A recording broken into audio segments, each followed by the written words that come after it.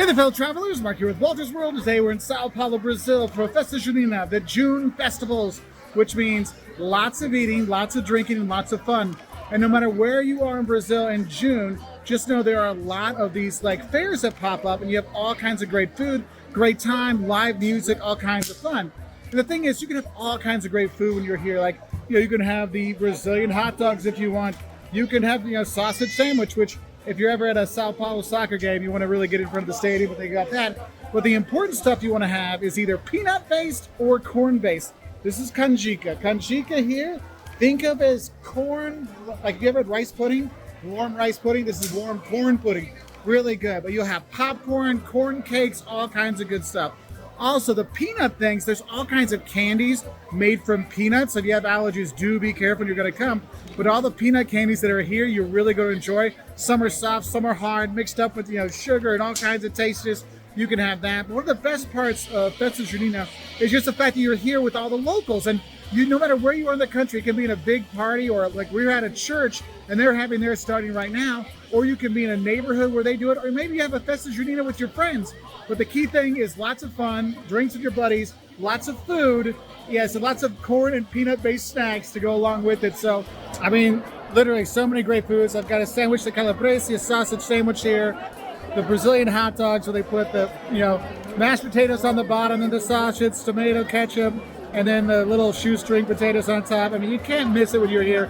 This is Brazil. You can't miss out the Festas Juninas. Don't just stay in your hotel. Go and explore. You're going to love it. It is one of the times. Remember, when you're coming to the Festas Juninas, this is actually winter in Brazil, so you can get vinho quente, hot wine as well. A little bit of spice in there, not bad. So when I talk about how these things fill up quickly, this has been open for exactly 5 minutes, okay? Like, that's how fast things fill up when you're here. We got here a little early to try to sneak in some early food when it's not too crazy, but honestly, it gets full fast, so go early and enjoy yourself. I do know the lines can get long to get the food and drink, so chow down and drink up as early as you can. Also, don't forget about the sandwich de pernil, the pork sandwich, another big one.